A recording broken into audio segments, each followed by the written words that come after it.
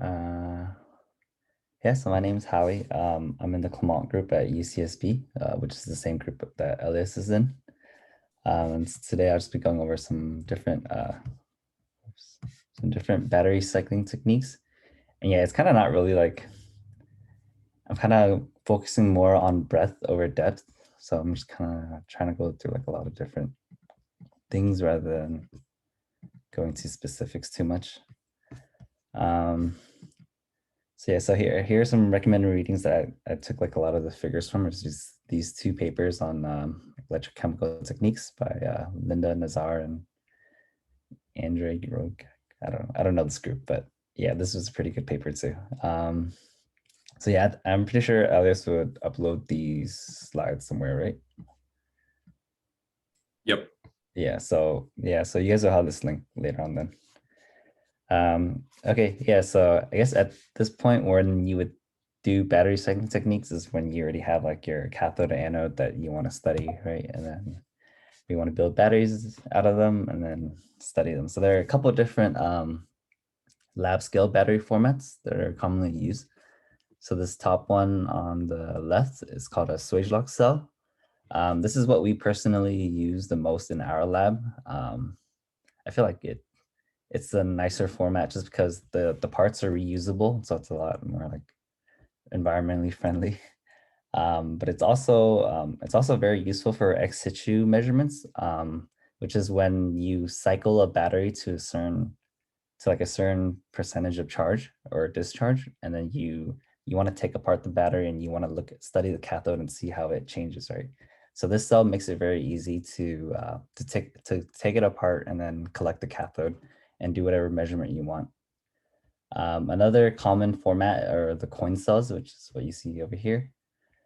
I think these ones are a little better in terms of their seal. So they're better, or they're more airtight than the Swagelok cells are, but these are also harder to like take apart. You need like a decrimper, and even when you decrimp it, it kind of makes a mess because the electrolyte goes everywhere. So I don't really like this one. And also like the parts aren't really reusable either. So it's kind of like a lot of waste and you have to buy a lot of different parts.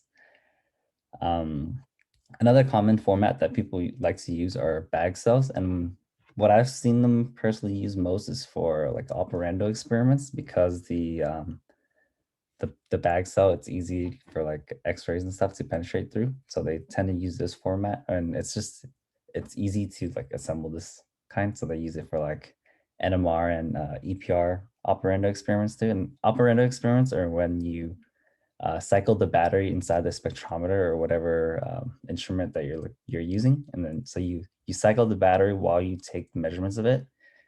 And since it's like still operating in the battery, you get like a better picture of what's going on inside the battery. Because in ex situ methods, when you take it apart, it's subjected to like relaxation. So it relaxes after you stop cycling. And also when you take apart the cell and collect the cell and clean it, it might also like induce some changes into the cathode. So you're never really sure if it's like actually what's going on in the cathode. Yeah, and also this, okay, so last one that I want to show is this T cell, which I don't think we really use in our lab so far, but this is useful for 3 electrode setups. And usually with 3 electrode setups, they tend to be used for like studies of full cells. And so all these other ones that I showed, the Swagelok, the coin cell, and the bag cell, those are all 2 electrode formats. And in those, the counter electrode is also your reference electrode. So those work well for cells, for half cells. So if you use lithium and sodium as your anode and you're studying a cathode or anode, then those work well because the lithium and the sodium, they don't change their potential as you like pull current through it. And so they make a good reference and counter electrode. But for something like a full cell where let's say you have some cathode and graphite anode, as you cycle the battery, the graphite is going to change, so you can't use that as a reference electrode anymore because the potential is going to change, and so your readings are going to be like not standardized. So this sort of like setup is good for these full cells. Okay. Yeah, so once you have your battery, we want to cycle them or do our tests. And so there are two things that we can basically do. We can either control the potential or we can control the current and then measure the current or measure the potential. And so we do that with these Galvano or potentiostats. And some common ones that we have on campus are the biologic. So I think this is the one in the MRL, the VMP3. And in our lab, we have an Arban cycler. So personally, I like the biologics a lot more. I think they're a lot more user-friendly in terms of like the software that they have. And they also include a calibration board. So it makes it really easy to calibrate the channels when it's like, yeah, when like the readings are off. Whereas the Arban, you have to like do this whole process of calibrating it with like a Keithley and like a multimeter and stuff. It's just a pain in the ass. But yeah, this is so much better. Um, So yeah, so with these potential or Galvano stats, you can either control the potential or the current. So I'm gonna go through potential techniques first, where you control the potential, just because I don't really know that much about it, so I'm trying to like get it out of the way. um, yeah, and I also have the least amount on it. So okay, so one of the main experiments that you can do where you control the potential are these cyclic voltammetry experiments, and this is when we're controlling the potential. So we're sweeping through the potential, usually with the linear sweep. So if you look on this plot, like over time, we're changing the potential. So at first, in this particular plot, it's decreasing first and then increasing. And when you control the cell potential like this, you track the current and it could change. So it increases once you reach like a peak where like a potential reaction is occurring. And then based on the scan direction, you either get a positive current or a negative current.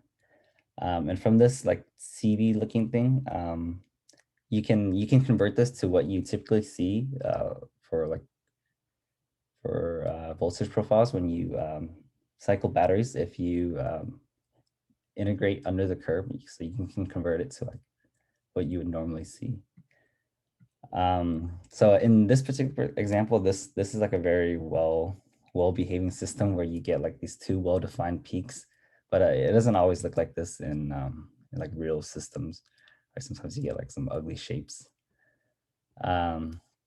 Yeah, so this is CV, and one useful thing that you can do with CV is alter the or change the rate of that you're scanning through the voltage. And so when you do that, you get like these different shapes in your CV profile. And then you can derive the diffusivity of your ions with this equation. I'm not going to go over it too much, but it's up here if you guys ever want to use it. So I've never actually really used CV for anything, but I know they're more important for like for people that want to study like full systems rather than looking at just the cathode and anode. Usually people use CVs to study like electrolytes or separators and stuff like that. They're they're very useful in solid electrolyte studies where you're trying to understand sort of the potential range where your material is stable. Okay, so And I actually have a slide on this at the end, how it's oh, like, cool. it's actually not a very good way to Yeah, look at it. But agreed. yeah, I'll go over that, like this, like electrolyte stability later on. Yep. But yeah, thanks Okay. for bringing that up. Um, okay, yeah, so this is one technique that you can use with by controlling potential, but another one is this, what's called a Bruce Vincent method. And so in this particular technique, you can measure the transference numbers in electrolytes, and the transference number is basically the percentage of charge that's carried by your so in this, the positive would be carried by the cation, then if it's like T sub minus, then it would be like the charge carried by the anion. And so this is an important value in electrolytes in like lithium ion batteries, because we want to know how much of the charge is being carried out by the lithium ions, since that's the species that we're most interested in. It's because it's the species that's diffusing between the cathode and anode, which is based on the function of the battery, right? So that's most important. So in this particular method, you would make a symmetric cell with, so in this example, we use two lithium electrodes, and then you have your electrolyte in the center. It could be a polymer electrolyte or solid state electrolyte or whatever, right? And so at the beginning, we have like this, at the beginning when everything's under equilibrium, there should be like an even distribution of all the lithium ions, right? But in this technique, we apply a small potential between the two lithium electrodes, and then you'll see that the lithium ions start to diffuse, and the cations and the anions start to diffuse in opposite ends. So at the beginning, you have like a small difference in the concentrations, but over time, eventually it'll reach a steady state where there's a linear difference. And this is just based on the potential that you apply, right? So we look at the current response in this. So at the beginning, as soon as you apply your voltage potential or your voltage difference, you'll get a sharp increase in the current. And then over time, this will flatten out until you reach an equilibrium current, which is demonstrated by this here. And then based on this, you can, in an ideal case, you can get the transference number just by dividing the steady state current by the initial current. But in real systems, we have to correct for interfacial resistances at the initial and steady state. So you have to use EIS, which is a technique that Elias will go over later on in a different different presentation. And so you use EIS to measure the interfacial resistance at the initial and the steady state. And so that goes over here. And then you use this equation to measure the transference number. So this is one way to, get transference, cation transference numbers, which is kind of useful because I think in EIS, you only get you can't get specific transference numbers since you measure the diffusion of both the cation and the anion. Is that right? Yeah, you're really only just measuring a total current response.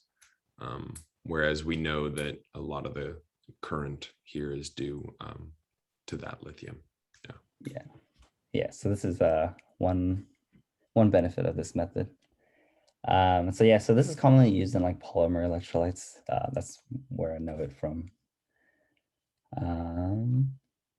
Okay, yeah. So I think that's all I had on potential techniques. And so I'm going to move on to Galvano techniques, which is like controlling the current. Right?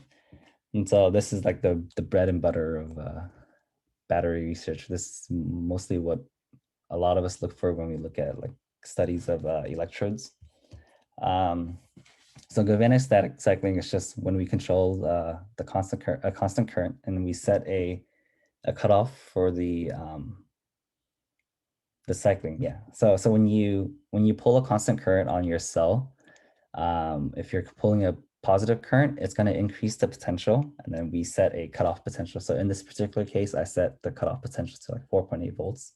So once it reaches this point, it goes to the discharge step, and then it'll pull a negative current, and this would decrease the potential until you reach a lower cutoff, and then it'll repeat.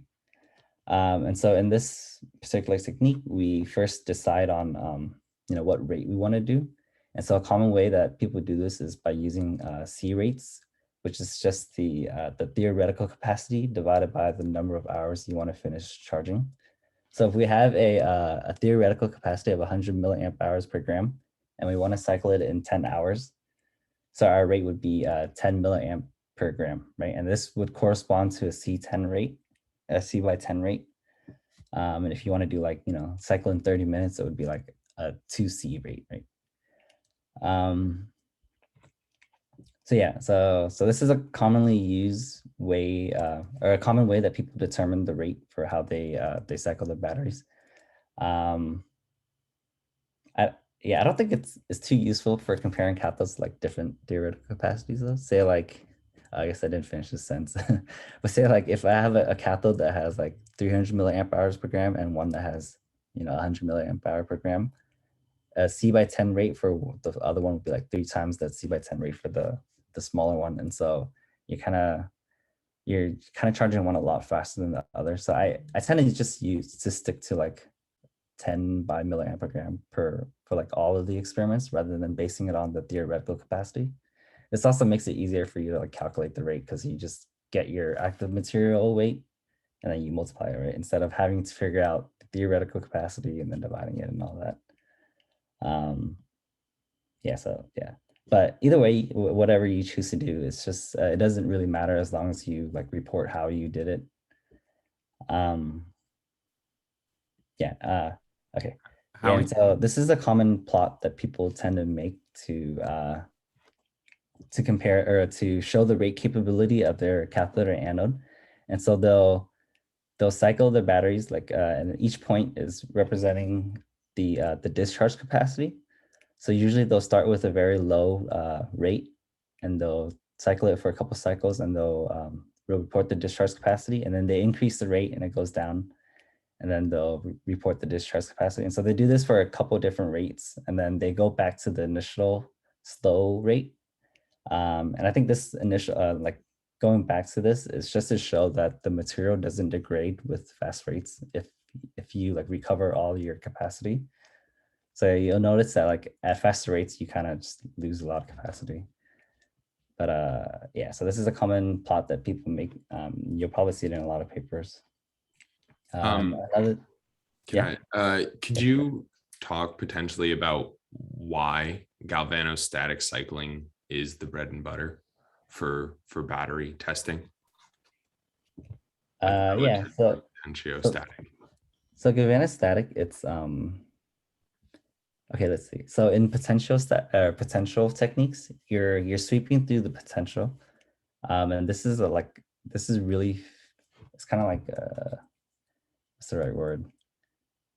Like you're pushing it really, you're pushing your system really far away from equilibrium because you're scanning through potential so fast. And it doesn't really give time for the reactions to occur. Whereas in galvanostatic, you're like usually cycling by a small current, and then this kind of gives you time for the like all the cathodes to react before it changes potential. And so you'll get like your full capacity using this technique, whereas the potential techniques, you only kind of get the shapes of where, or you get indications of where the reactions occur, but you don't have an idea of how much capacity you really get out of it. Yeah. Is- Yeah. One other point to add too is that in real devices are usually operating with a relatively constant current. Like let's say, you know, my laptop battery is usually basically giving me a relatively constant current throughout operation. And while there might be times where, you know, I might need a higher rate in order to supply all the power required to, you know, power all the RAM being used, overall, it's applying a relatively constant current. And that's why in battery research, we're more interested also in these constant current methods relative to just a constant applied voltage that, like Howie said, is going to very much limit the capacity of our battery and is not going to be as useful in a real device because our real device can't be applying a constant voltage. Yeah, yeah, it's very true. Yeah, thanks for adding that. Yeah, okay. Yeah, I think the last point I want to talk about on this slide was that so there are actually like different ways that people tend to plot these voltage profiles. So you'll tend to see these two different ways. And this is the same plot on the material. So one is just showing that once I charge it, instead of going, so in this one, instead of going back to zero, I'll go in the negative direction for the discharge.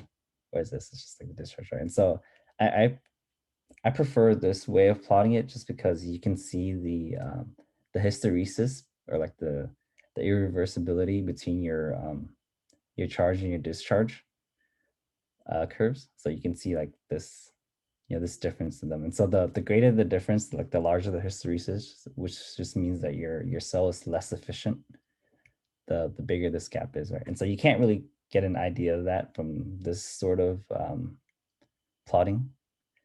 You know, you can't really tell the difference. I would say though that this way of plotting is kind of useful if you're comparing like cells, or like if you're comparing the discharge plots of like different cells, it makes the overlap easier when you see it like this. But so yeah, there's like different ways to see it. And this red line that I drew, this is just representing like the equilibrium potential that you can get when you or like of systems. And so when you cycle battery, the potential that you're reading is actually higher than the equilibrium potential, and when you're discharging it, it's lower than the equilibrium potential. So if you do like something like gitc, which I'll show in a bit, you actually see like the equilibrium potential of your system. And so, I mean, some contributions to why you don't see the equilibrium, it's just due to like interfacial resistances or contact resistances in your cell. And so it'll lead to like a higher potential needed to draw current than what like the actual equilibrium potential is. Yeah. To add a quick point on that front, it's very much how, for example, with respect to like water freezing, the freezing point of water is 0 degrees Celsius, but you kind of need to go below 0 degrees Celsius to really force the system to freeze. Here, similarly, we need to go either above, slightly above that equilibrium potential to really extract the lithium out of the structure, or slightly below to put it back in. And it's those sort of just slightly above the thermodynamic equilibrium where we have to apply these sort of overpotentials, these inefficiencies.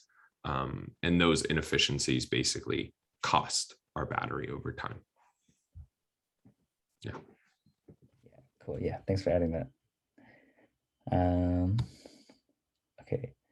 Okay, yeah, and so in these voltage curves, you can get an idea of like what sort of reaction is going on based on like the shape of it.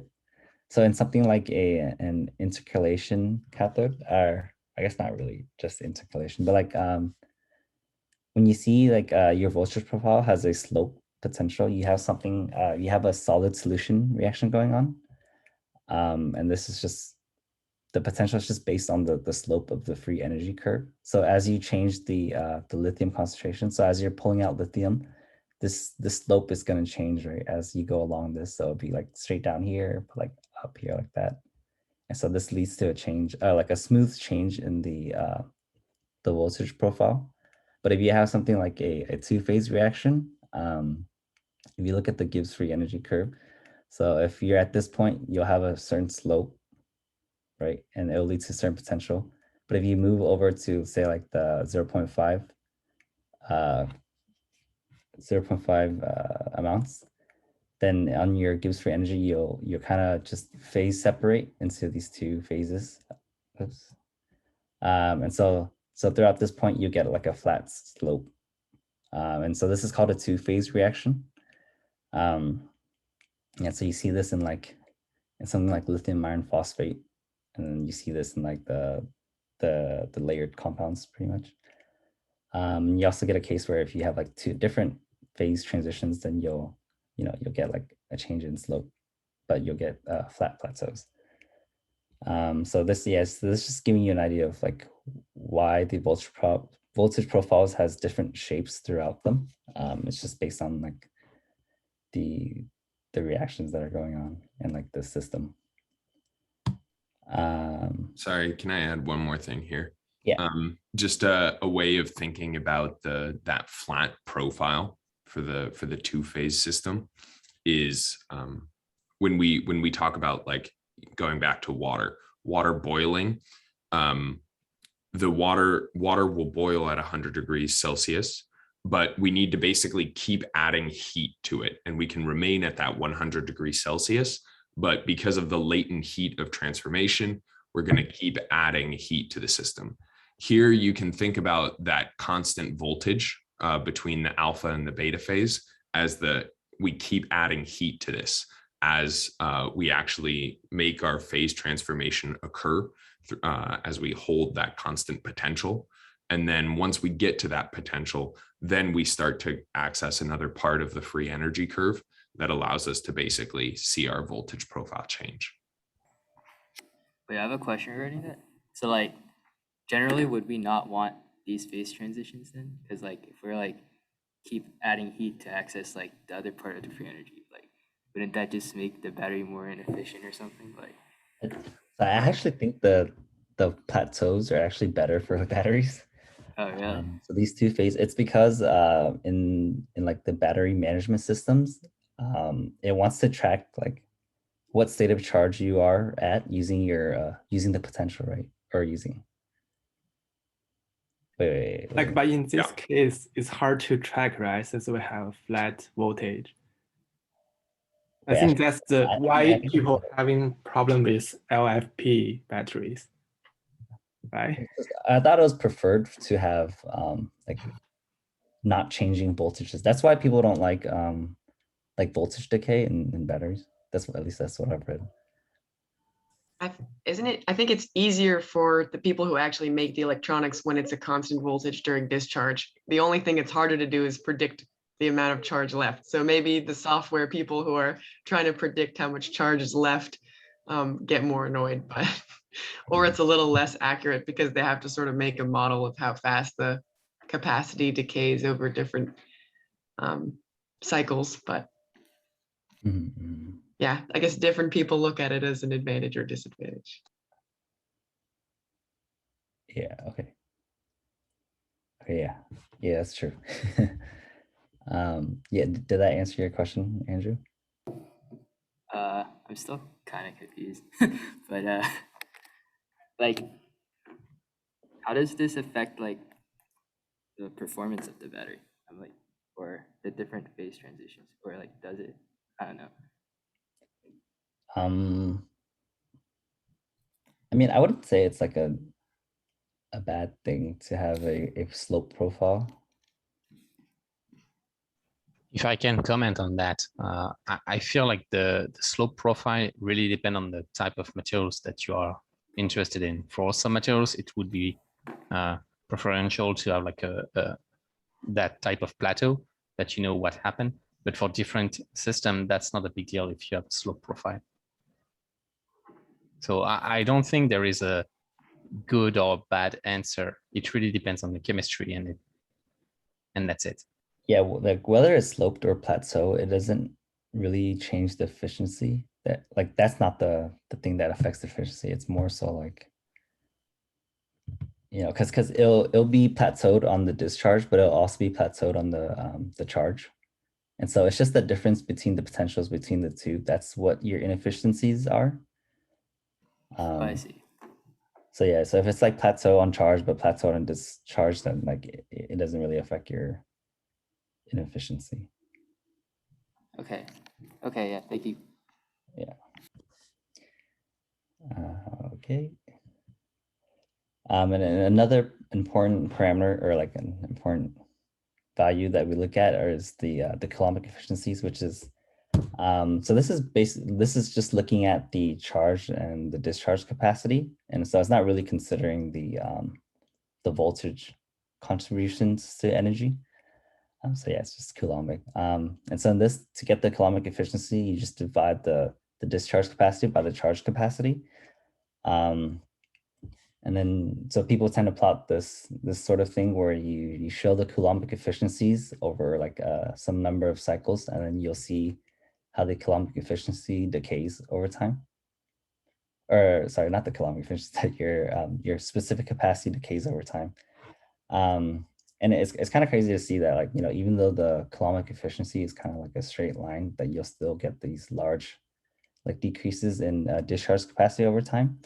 And so to kind of like give you an idea for the numbers. So if we have a cell that has like a 99.98 Coulombic efficiency, after 1,000 cycles, it'll be like at 82% of the original discharge capacity, just because these like inefficiencies propagate over time. And so if we have something like 99.90, which doesn't seem like that much off from like 99.98, right? Yeah. So after 1,000 cycles for this, you only have like 37% of the original capacity. So that's kind of crazy, like how much, how well engineered these batteries have to be to like last this long. Oh yeah, and one important point that Elias brought up the other day was that like it's kind of bad to plot these Coulombic efficiencies on a scale bar from like 0 to 100, because you don't really get an idea of how it's changing. And so it's better to like kind of zoom in on it. And so this is what they're showing here. So it's just going from like 100 to like 94%. And so you can see the change in it over time. Yeah, and so one common thing that's like left out, or that's not considered when people look at these like Coulombic efficiencies, is the contribution of electrolyte evaporation. And so you don't really know if this is this like decrease in capacity is inherent to your system or if it's due to just electrolyte leaking through the cells. And so one way you can like rule that out is to weigh your battery before and after. And so if electrolyte is evaporating, you'll notice a decrease in the mass of your cell.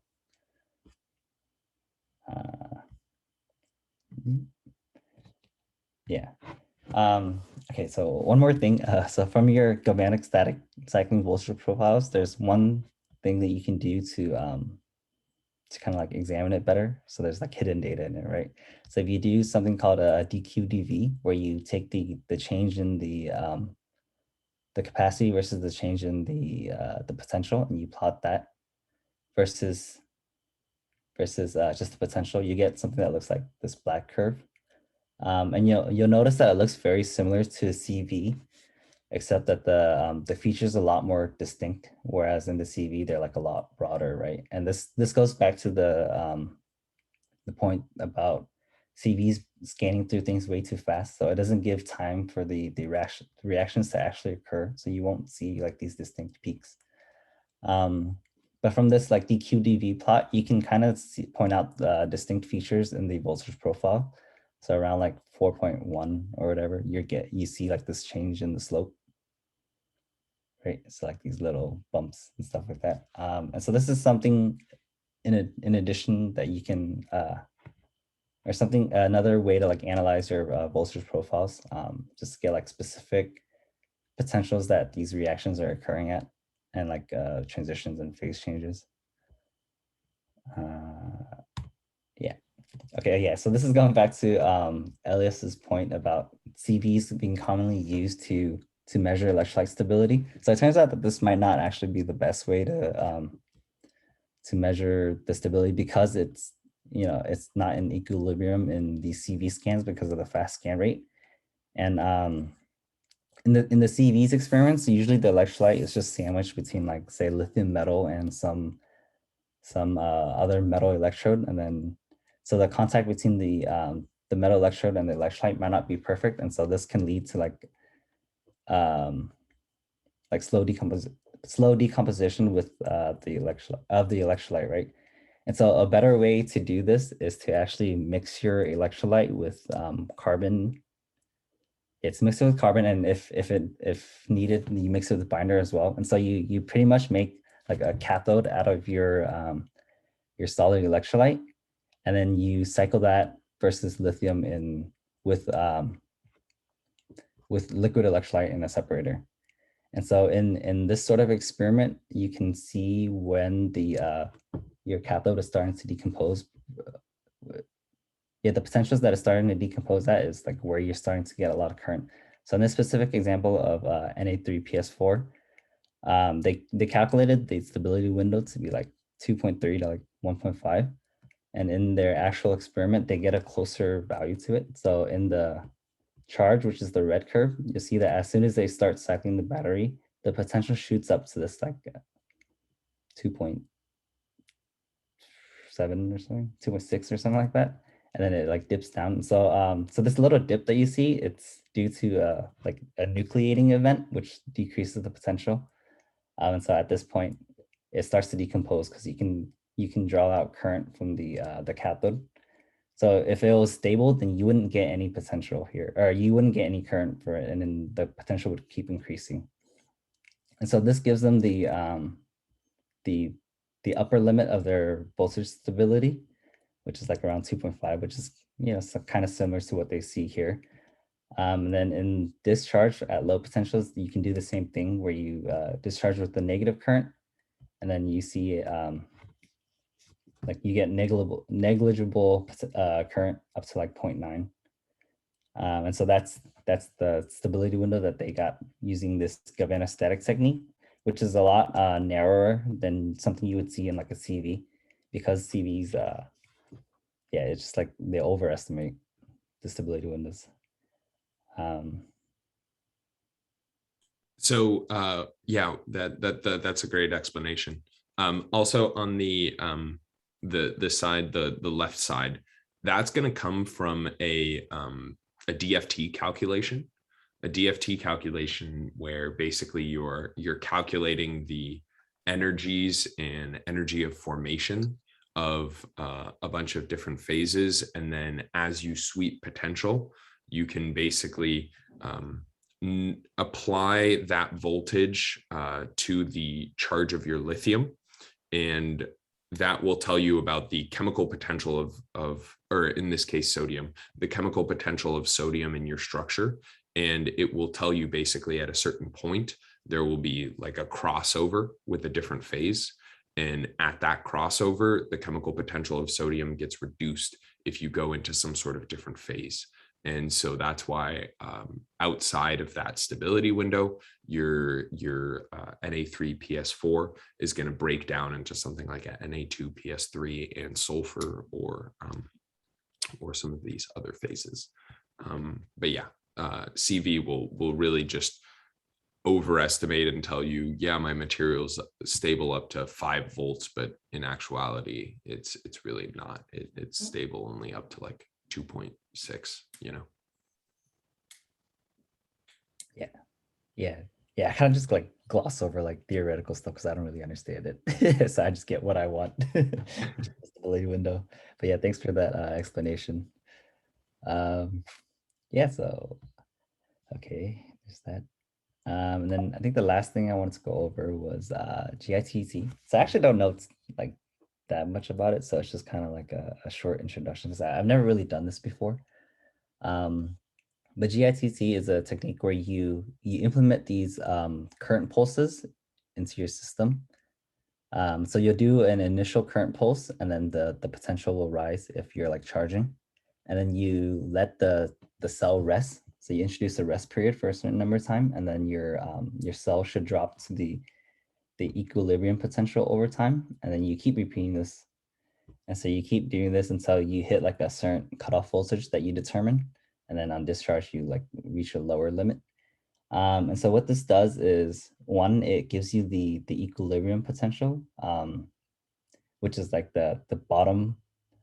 So if you draw like a bottom line that like connects all the bottom points, this should ideally be what your equilibrium potential is on charge. And then for the discharge, it would be all the top line.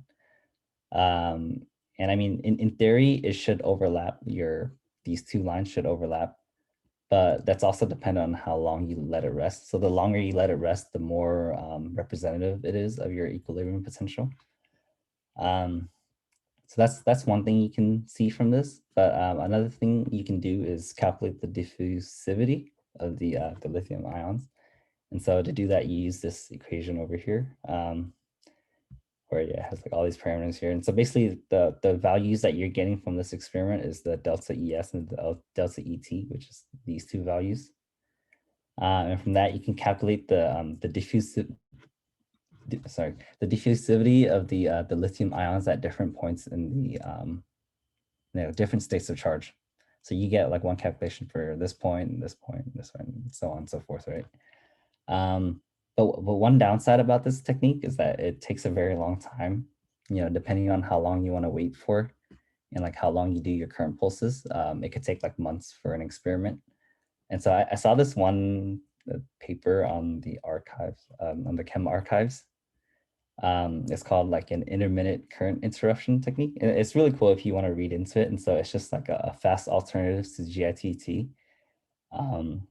And they show that like, they can do this with operando experiments where it's like it's like an expensive experiment. So you want to do like these faster experiments. And so they did this with operando XRD, and they can show the different diffusivities at different like states of charge and how that corresponds to like changes in the crystal structure. Yeah, so I thought that was pretty cool, but I didn't really understand it too much, so I'm just throw it up here if you want to read into it more. Yeah, I think that's the end of my presentation. I don't know. You guys have any questions? Thank you, Howie.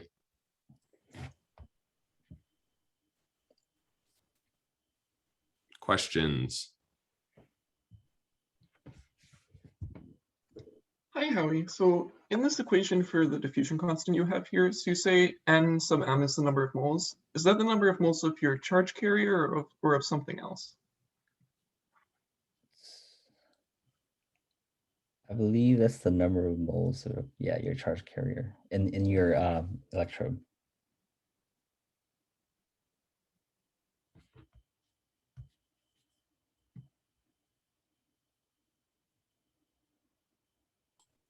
More questions?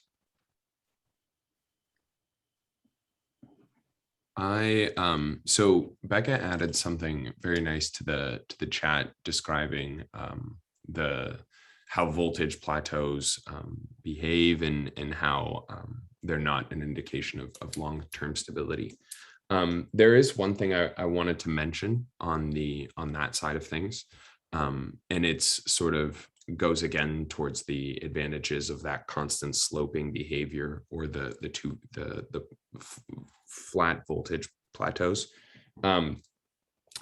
There is a sort of difference often on the longevity based on repeatedly transforming your material. So in some ways you can have a two-phase reaction, let's say, especially if you have sort of different molar volumes for those different phases, can lead to expansion and contraction of particles in a two-phase, when you have a two-phase reaction, where and that again, that might be occurring discontinuously or heterogeneously in a particle. So you might have like on one side of the particle some nucleating part that is this new phase that exists at lower potentials, and it might be nucleating on the opposite side of your particle simultaneously. And if you have different molar volumes, those are going to cause a lot of stress within the initial particle, which can cause cracking, and which basically, once it cracks, it exposes new parts of your actual particle to the electrolyte, which can then basically consume part of your electrolyte and start to make your over potentials start to increase, because it's harder to move all the lithium through your structure or through your battery when you don't have as much electrolyte. On the solid solution side of things, you have it's usually a much more steady change, and just sort of you can think of particles just as like breathing and expirating, because their sort of volume, their molar volume is slowly increasing as you stick lithium into there, and then slowly decreasing as you pull the lithium back out. So it can be kind of a more steady change in that way. So on the longevity side, it's not really about specifically the voltage profiles as much as it is about having a microstructure that's just not going to fatigue and actually like fracture throughout the cycling process. Yeah, that's And cool. I guess I'd consider that one of the difference between an intercalation compound compared to a conversion compound. So usually for us folks who work on electrodes where we're trying to get the lithium to insert and then come out reversibly, we're looking for one where the structure doesn't change that much. Usually it expands by about 10% when you put the lithium in, and decreases by 10% when you take it out. And for something like lithium cobalt oxide, which is like the first successful lithium ion battery cathode, that 10% change did not impact long-term cycling. You get really stable cycling at long terms. But if you look at something like a conversion compound, which is even more distinct phase change between lithiated and unlithiated, you get exactly what Elias is talking about, like the certain particles getting isolated from the rest of the material, and your and your capacity drops a lot. One thing though, a two-phase reaction doesn't necessarily, I think, imply that something is not an intercalation compound. Oh, totally. Because yeah, lithium cobalt oxide is an intercalation mechanism, which still has the really flat voltage plateau. So I don't know. Can you tell if it's a conversion reaction by looking at the voltage plateau? I don't know if you can. Yeah, I'm not. I'm not sure. I'm not sure. It might be a little bit. Howie, can you go back to that slide? I think all conversion cathodes have plateaus, but just because it has a plateau doesn't mean it's a conversion cathode. That type of thing. That would make sense. Yeah. Yeah, because I think it'll probably look something a little bit more like panel F, where you'll be undergoing a few different phase changes throughout your system, right? Like if you look at C, we're dealing with a miscibility gap, which is just basically when we have one single free energy curve where you can draw a common tangent between 2 points, that alpha and that beta point at x1 and x2 respectively. Whereas on that still represents sort of a two-phase reaction, but really it's a miscibility gap. It's the same phase that just has different like lithium content within it. So it'll be the same structure. If you look at E, you're looking at now different Gibbs free energy curves, which will really correspond to usually like genuine structural changes within your material, because you're looking at a different crystal structure that it is more stable at different ranges of lithium concentration. So I think that you're probably in a conversion material dealing with different Gibbs free energy curves. But in the intercalation compounds where you have a two-phase reaction, I think you're still dealing with a single Gibbs free energy curve. Though a lot of the multi-electron redox materials do show the multiple plateaus. Whatever. We could look at lithium sulfur batteries to look at the conversion one, but I'm not an expert. Yeah, me neither. I just do solid electrolytes. Cool. Any more questions?